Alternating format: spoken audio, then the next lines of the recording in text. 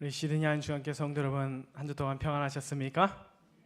여러분 박수를 쳐주시려면 화끈하게 쳐주세요. 우리 그 소리가 들리다 말다 뭐 잘했다는 겁니까? 아니면 못했다는 겁니까? 더 잘하라고 하는 것입니까? 우리 귀한 특장 들려주신 장로님과 장로님들과 또 집사님들께 감사드립니다. 다음에는 꼭 확실하게 좀 박수를 쳐주셨으면 좋겠어요. 오늘 저희가 함께 나눌 말씀은 요나서 1장에 있는 말씀을 예비된 물고기라는 제목으로 함께 나누도록 하겠습니다. 저는 이전에 이야기를 잠깐 복습을 해보겠습니다. 요나서 1장 1절부터 6절에 있는 말씀을 저희가 함께 나눴었지요. 이전 이야기는 이렇습니다. 북방 이스라엘에 잘 나가는 한 선지자 요나가 있었습니다. 늘 사람들에게 관심받고 사랑받던 이 선지자에게 큰 위기가 찾아옵니다.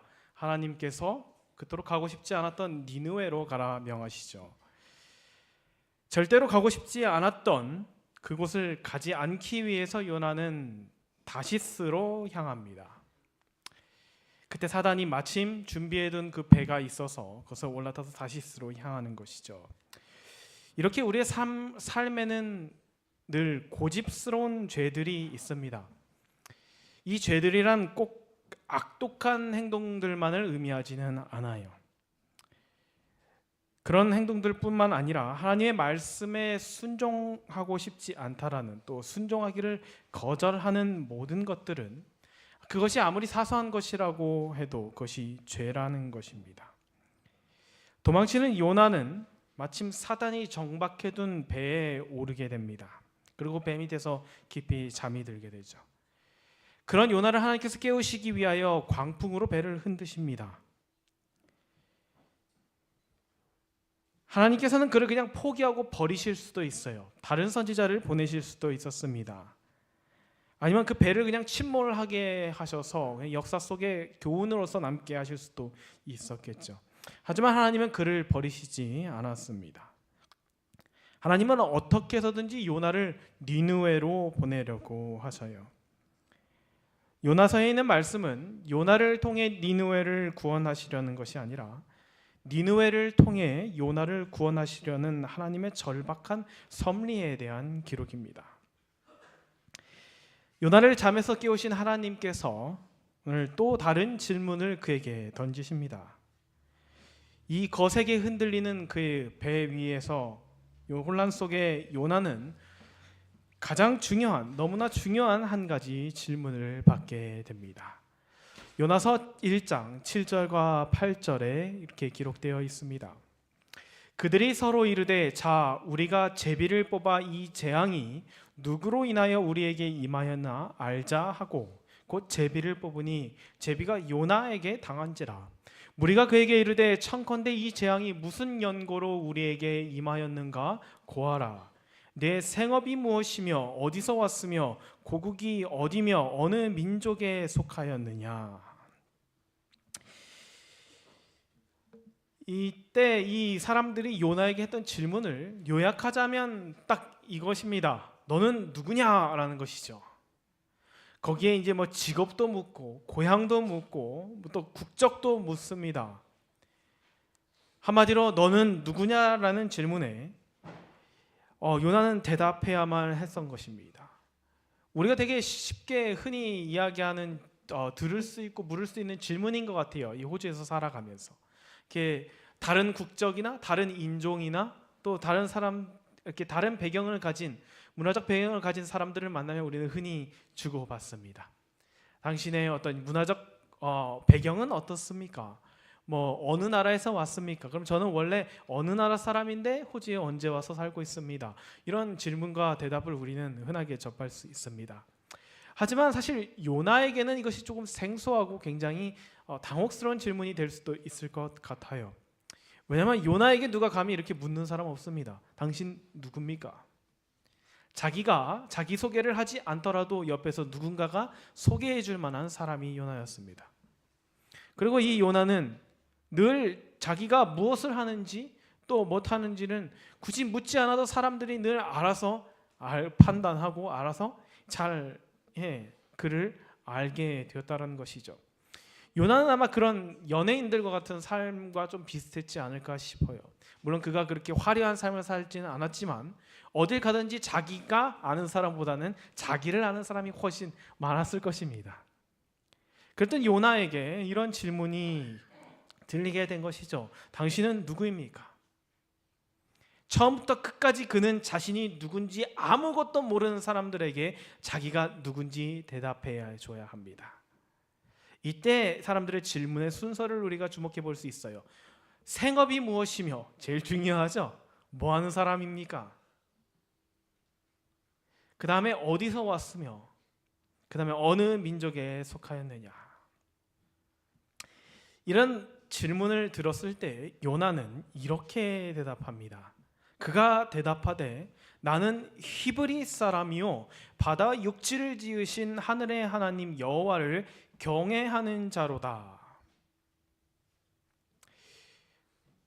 나는 히브리 사람이고 제 직업은 선지자입니다. 이렇게 이제 이야기하는 것이죠. 여러분 조금 우리가 여기서 의아한 점이 있습니다. 그것은 뭐냐면 질문은 무엇이 먼저였어요? 당신은 뭐 하는 사람입니까? 라는 질문을 하고 그 다음에 어느 민족에 속합니까? 라고 질문을 해요. 근데 요나는 뭐라고 이야기하냐면 나는 히브리 사람이고 그 다음에 나는 하나님을 섬기는 선지자입니다 라고 대답해요. 이것을 의도적으로 기록했는지 우리가 정확히 알 수 있는 방법은 없지만 이렇게 기록하고 이렇게 대답했다라는 것을 이 요나가 회상하면서 이것을 기록한 데서는 분명히 이유가 있을 것입니다. 왜냐하면 요나에게 그리고 그 당시에 살았던 수많은 이스라엘 백성들에게 가장 그들이 당신은 누구십니까? 라는 질문에 늘 그들이 자부심을 갖고 대답했던 대답은 나는 히브리 사람입니다 하는 거예요. 왜냐하면 유대인들 여러분 잘 아시는 것처럼 그 선민 사상이라는 것이 있죠. 우리는 택함을 받은 자들이다 라는 거예요. 내가 누군 줄 알아? 나는 히브리 사람이.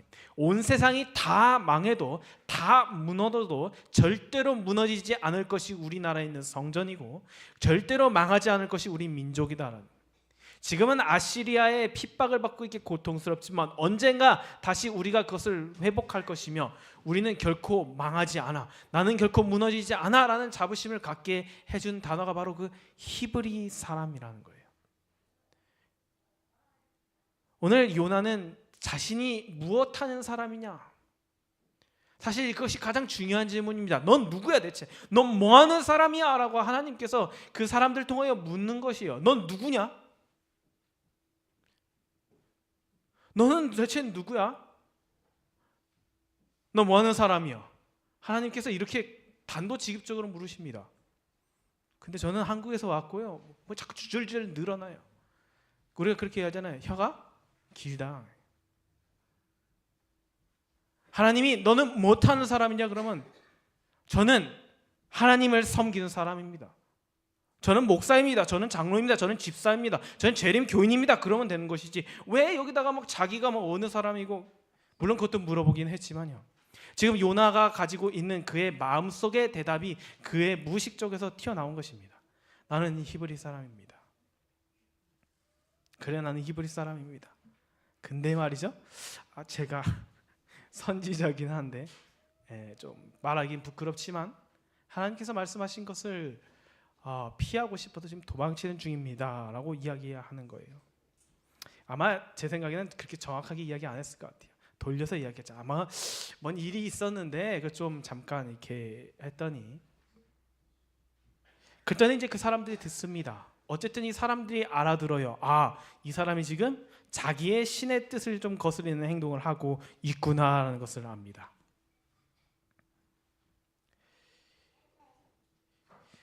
그때 이 사람들이 이 막 흔들리는 배 위에서 그럼 우리가 이걸 어떻게 해결해야 될까라는 질문을 당연히 하게 되죠.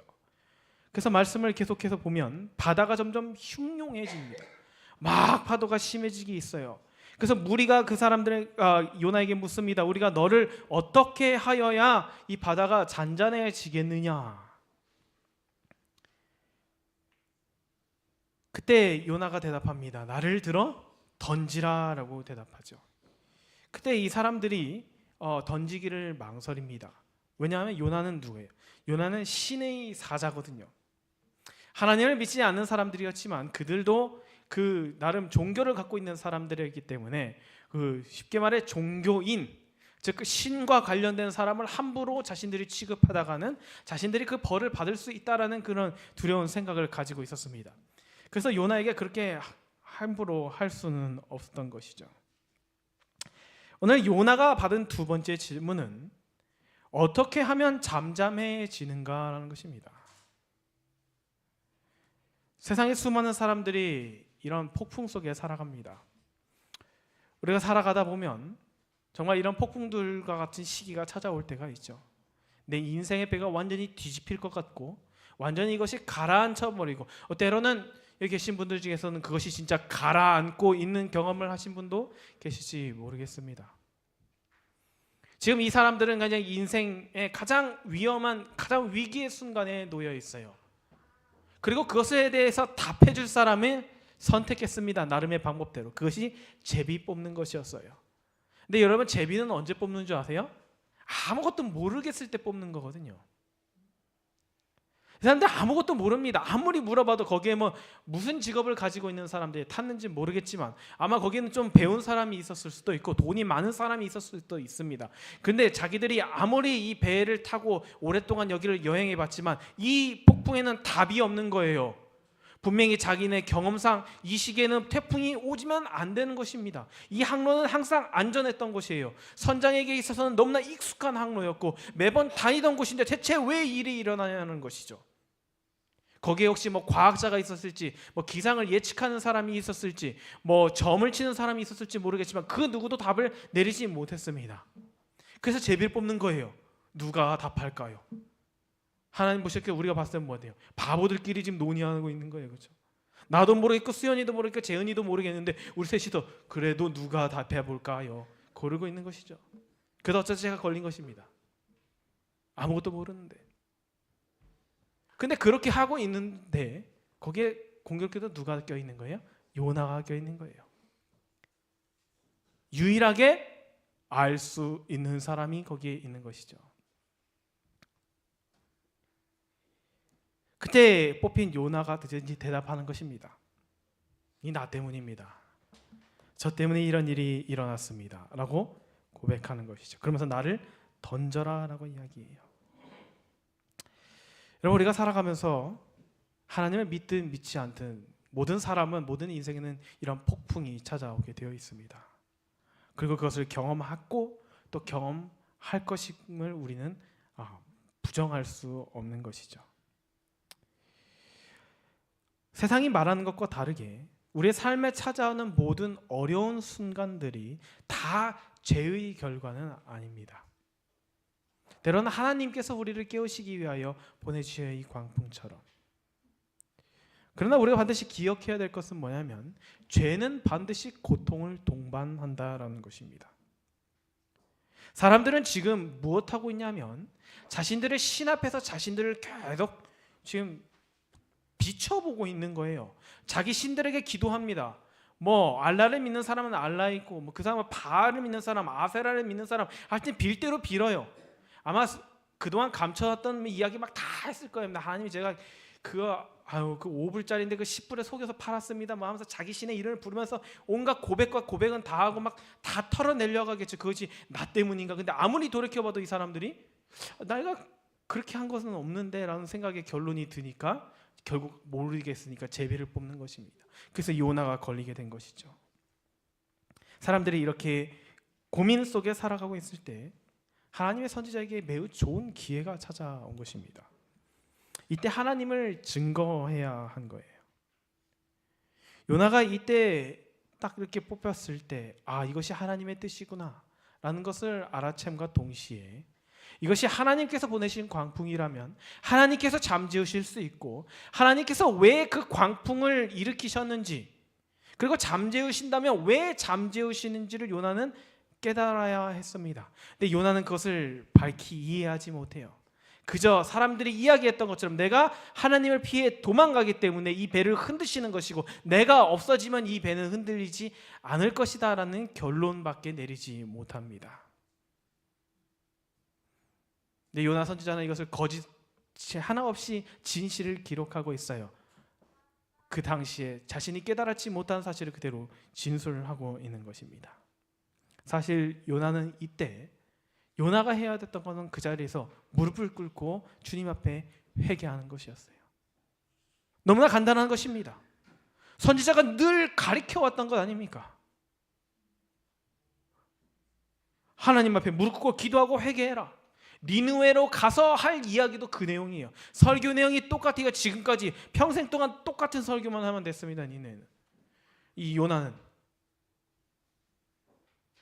무릎 꿇고 회개하십시오. 니느웨에서도 마찬가지죠. 하나님이 니느웨에 가서 그 얘기하라고 하셨잖아요. 근데 그렇게 혼자서 평생 동안 외쳐왔던 그 설교 내용을 정작 요나 자신은 전혀 실행에 옮기고 있지 못하고 있습니다. 제가 설교 준비하면서 항상 느끼는 게 이 부분이에요. 어제도 이렇게 설교를 준비하면서 시간이 갈수록 경험이 쌓일수록 설교 준비는 조금 더 편해지고 수월해지는데 시간이 갈수록 그 말씀에 따라서 사는 것은 점점 어려운 것이 아닌가라는 그런 느낌이 제 마음속에 강하게 들었습니다.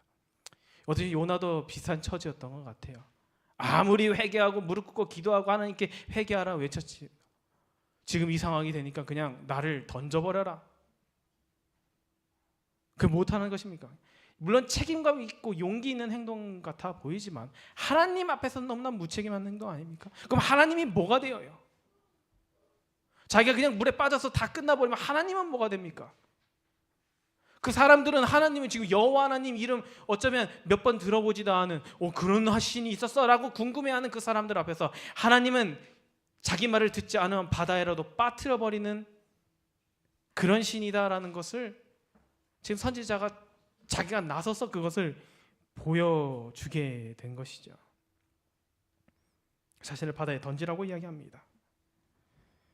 이것은 시각적으로 볼 때 굉장히 하나님께서 기뻐하시지 않는 일이죠. 하나님의 품성을 왜곡하는 일입니다. 하나님은 인신제물을 받으시는 분이 아닙니다. 하나님은 그걸 아주 미워하셔요. 그 다음에 더더욱 중요한 것은 하나님은 죄의 삭을 사람에게 따지고 묻는 분이 아닙니다. 아버지 하나님께서는 죄의 삭을 누구에게 물으시냐면 아들 하나님께 물으세요. 이거 정말 아픈 것 아닙니까? 가만 아픈 이야기. 아버지가 자신의 자녀가 무너지는 모습을 바라보면서 자기를 자책하는 거예요. 그 완전하신 하나님께서는 우리를 죄를 짓도록 창조하시지 않으셨습니다. 모든 것을 완전하게 인간을 위해 주셨음에도 불구하고 여전히 거절하는 자신의 그 아버지를 아버지라고 인정하지 않는 그 자녀들이 무너지는 모습을 보면서 그 자녀에게 너는 왜 이렇게 불효자냐라고 하시는 것이 아니라 그것이 나의 잘못이다라고 자책하신 만큼 하나님께서는 죄의 삭을 예수 그리스도께 묻는다는 것이죠. 근데 요나는 지금 그것을 다 자기가 짊어지고 가려고 하는 것입니다. 하나님의 품성을 아는 사람이라면 결코 그렇게 해서는 안 되는 것이죠. 요나가 자신을 희생하려고 한 것은 분명히 굉장히 용기 있는 일이면 분명합니다. 나 하나 희생해서 이 사람들을 살릴 수 있다면. 하지만 그것이 죄를 해결해 주지는 않지요. 요나는 회개하고 돌아오는 자를 너그럽게 받아주시고 용서해 주신 창조주 하나님을 소개할 아주 좋은 기회를 그냥 놓쳐버리게 된 것입니다. 만약에 여기서 요나가 회개하고 마음을 돌이켰다면 하나님께서는 광풍을 멈추셨을 것이고 그 광풍을 멈추시는 하나님의 권능을 일단 찬양하게 될 것이고 그러면 이 하나님께서는 죄인을 다 받아주시는 그런 넓고 아량이 넓으신 하나님임을 사람들에게 소개할 수 있고 이왕 가는 김에 다시 들렸다가 다시 돌아오거나 거기서 뱃머리를 돌려서 다시 옆바로 돌아가거나 그거와는 상관없이 그들에게 하나님을 소개할 수 있는 귀한 기회를 이 선지자가 상실해 버리게 된 것입니다. 사랑하는 성도 여러분, 오늘 우리가 이 말씀 속에서 잠시 우리가 생각해 봐야 할 문제는 하나님의 자녀라고 불리는 이 사람들, 우리가 비록 각각의 선지자는 아니지만 하나님을 알고 하나님을 믿는다라고 이야기하는 이 우리 모두가 우리 각각의 개인의 이 행동과 말과 행동에서 하나님의 품성을 오해할 만한, 잘못 소개할 만한 것들을 우리가 하고 있지는 않은지 다시 한번 우리는 우리 자신을 돌아보고 점검하고 고쳐 나가야 할 것입니다. 사람들이 요나를 그냥 던지지 않아요. 못 던지죠. 어떻게 던집니까? 선지자인데요. 사람들이 던지라는 이야기를 들었지만 여전히 한번 살아보겠다고 배를 막 이제 육지에다가 대려고 막 합니다. 근데 바다는 점점 거칠어지죠. 이것은 우리 인생의 가장 좋은 하나의 예가 될 것입니다. 사람이 아무리 사람의 힘으로 그것을 해결해 보고자 할지라도 그것은 더 나빠지지 결국 좋아지지 않는다라고 하는 것이죠. 그때 도저히 할 수 없게 되자 사람들이 드디어 하나님께 기도합니다. 여호와께 부르짖어 가로되 여호와여 구하고 구하오니 이 사람이 생명가닥에 우리를 멸망시키지 마옵소서. 무죄한 피를 우리에게 돌리지 마옵소서. 주 여호와께서는 주의 뜻대로 행하심이니이다. 이렇게 이야기합니다. 이게 선지자가 해야 될 이야기예요, 사실. 그렇죠? 근데 이거를 이방인들, 하나님을 알지도 못한 사람들이 이것을 고백합니다.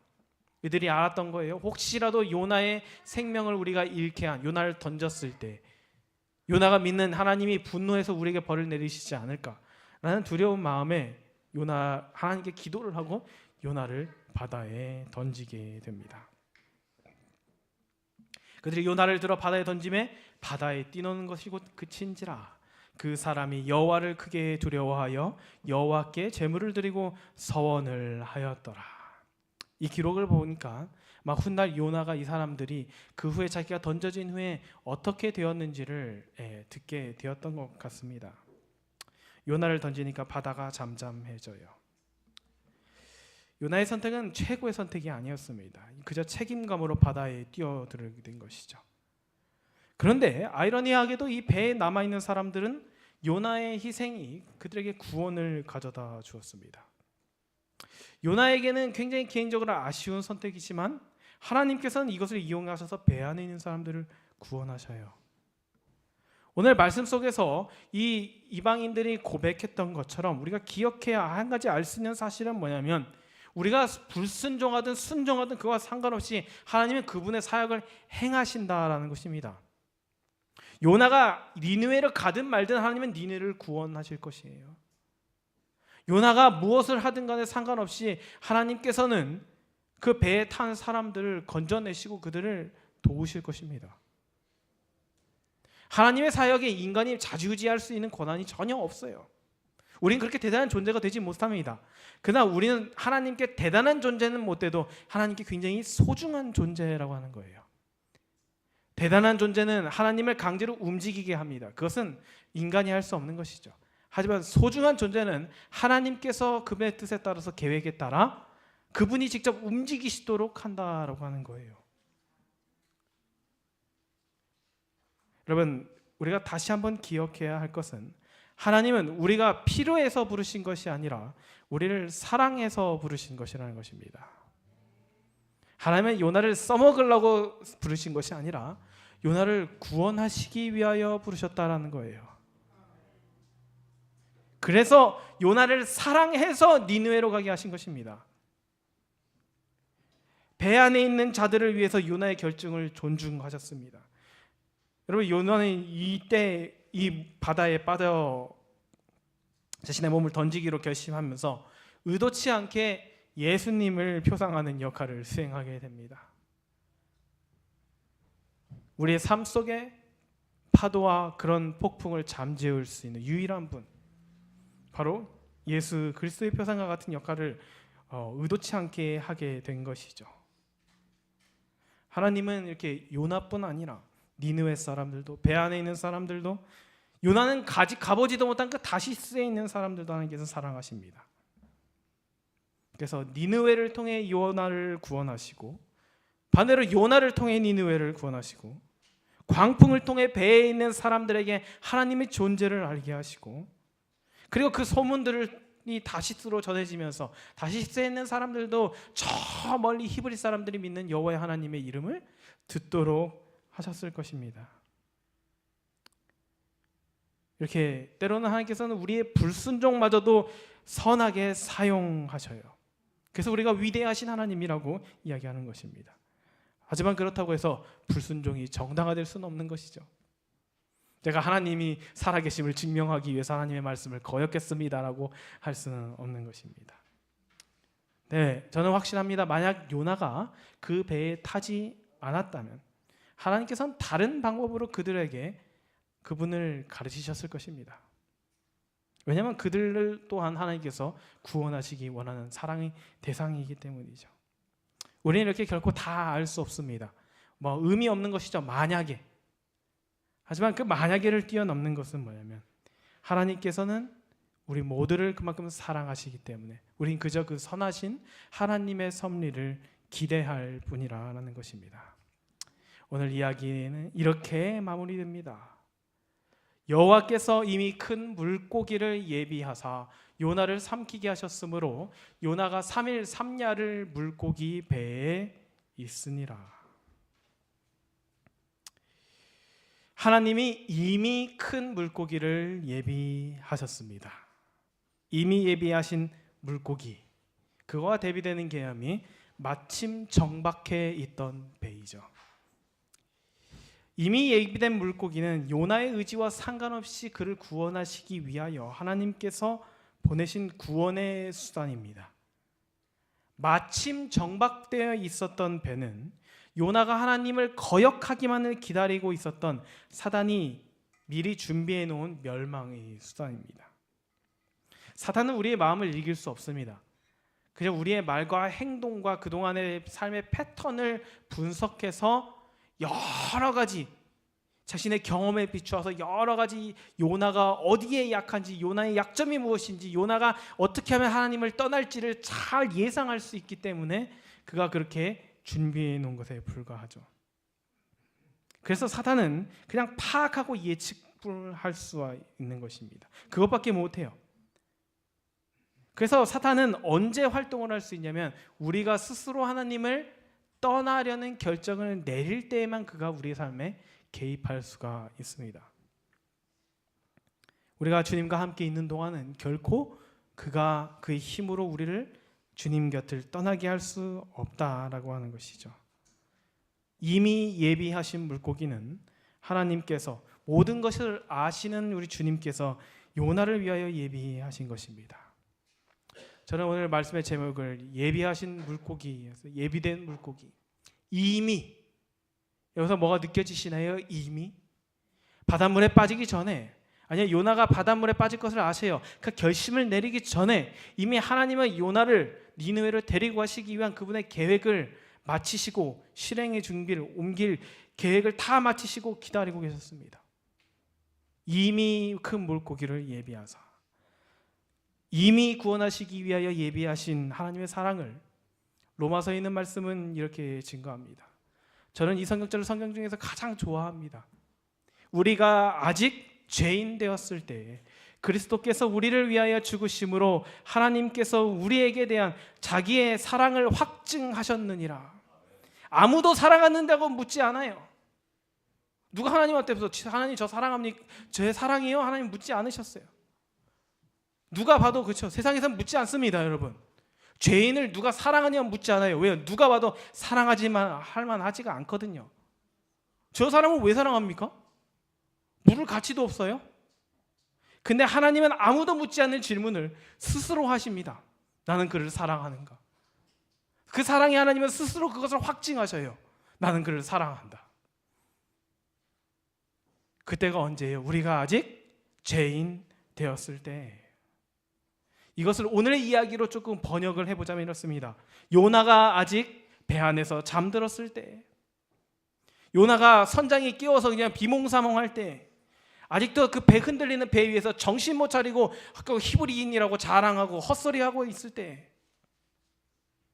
그때 그리스도께서 그를 위하여 물고기가 되심으로 하나님께서 요나에 대한 자기의 사랑을 확증하셨느니라. 예수님이 실제로 물고기가 되셨다는 게 아닙니다. 제가 새로운 신학과 이상한 정신을 가져오는 게 아니에요. 이상한 어떤 논리를 말씀드리려고 하는 것이 아니라 이 이야기가 예표하는 것, 바로 성육신입니다. 창조주가 피조물이 되신 사건이죠. 예수님이 물고기가 되시지는 않아요. 하여튼 예수님께서 무엇이 되셨어요? 사람이 되셨습니다. 하나님과 우리의 차이는 사람 인간과 물고기의 차이보다 훨씬 더 큽니다. 하나님이 사람이 되는 것은 우리가 물고기 되는 것이랑은 비교가 할 수 없어요. 근데 그 창조주 하나님께서 무엇이 되셨어요? 사람이 되신 것입니다. 내가 아직 죄인 되었을 때, 여러분 이렇게 한번 생각해보세요. 내가 아직 죄인 되었을 때, 나는 전혀 그분을 알지도 못하고 믿지도 않던 그때, 아니 안다고 이야기하지만 그분을 사랑하지도 않고 존경하지도 않는 그때, 하나님께서 하시는 말을마다 족족 반문하면서 그것을 거절하고 거역하고 그렇게 주님 곁을 늘 떠나기만을 발버둥 치는 그때에, 그리고 어디로 가고 있는지도 모르고 다시 쓰이는 배에 올라타서 신나갖고 떠들면서 쿨쿨쿨쿨 잠을 자거나 파티를 즐기면서 어디로 가고 있는지도 모르고 그것을 완전히 잊은 채로 살아가고 있는 정말 바보 같은 그때에 창조주 하나님께서 사람의 형상으로 세상에 오셔서 십자가에서 돌아가심으로 인생의 깊은 바닷속에서 가라앉고 있는 나를 살리심으로 그분의 사랑을 확증하셨느니라 라는 것이 오늘 말씀의 내용인 것입니다. 세상은 사랑할 만한 사람을 사랑합니다. 여러분 요나가 지금까지 받았던 사랑도 다 사랑할 만하니까예요. 늘 와서 해주는 이야기가 좋은 이야기예요. 야 우리나라 잘 될 거야. 지금까지 잃었던 거 다 회복할 거야. 요나는 히브리인이니까 자기가 히브리인이기 때문에 하나님께서 자기를 사랑하시는 줄 알았습니다. 그래서 계속 이야기한 거예요. 나 히브리인이야. 나 히브리인이라고. 내가 누군지 알아? 난 히브리인이야. 선택받은 자야. 나는 망할 수 없는 존재야. 그래서 하나님이 나를 사랑하신 줄 알았어요. 그것이 아니에요. 하나님은 그렇지 않으십니다. 그 요나는 훗날 그걸 깨닫게 된 것이에요. 그 물고기는 내가 그렇게 한심하고 그렇게 하나님의 마음도 모르는 철부지 선지자였을 때 이미 나를 위해 예비하신 물고기였구나라는 것을 요나가 훗날 깨닫게 된 것입니다. 미리 아니까, 하나님은 미리 아시니까 그걸 예비하실 수 있다? 여러분 알아도 안 하는 게 이 사람의 본능입니다. 학생들 보십시오. 우리 공부할 어떻게 해요? 과제 언제 하는 줄 아세요? 데드라인 딱 바로 전에 막 밤새도록 하죠. 저도 그랬습니다. 알아도 안 해요. 그게 사람입니다. 근데 몰라도 할 때가 있어요. 그게 바로 사랑입니다. 앞으로 어떤 일이 일어날지 모르지만 부모님께서 자녀들을 위하여 최선을 다해 미래를 준비하도록 도우시는 것, 그게 사랑이에요. 그렇죠? 근데 하나님은 아실 뿐 아니라 우리를 사랑하시기 때문에 그것을 뭐든지 다 미리 준비하시기 위하여 늘 기다리고 일하신다는 것이 성경에 나타나는 하나님의 거룩한 품성입니다. 요나는 여기까지 사단이 정박해둔 배를 타고 왔습니다. 근데 이제는 하나님께서 그를 위하여 예비하신 일종의 잠수함이겠죠. 잠수함을 타고 다시 니느웨를 향하여 돌아갑니다. 어떻게 해서든지 요나를 니느웨로 보내시려고 우리는 하시는 하나님, 그것은 우리를 어떻게든 구원하시고자 하시는 하나님의 인도하심을 의미하는 것입니다. 여러분 다가오는 새로운 한 주의 삶에 또 다른 니느웨로의 여정, 내 의지와 내 욕심과 내 본성을 내려놓고 하나님의 부르심에 겸손하게 응답하면 삶을 살게 되시기를 간절히 축복합니다. 하나님의 말씀에 순종하기로 결심하며 떠나는 제 모든 사랑하는 자녀들의 삶 속에 하나님의 크신 복이 있게 되기를 바라면서 오늘 말씀을 마치겠습니다.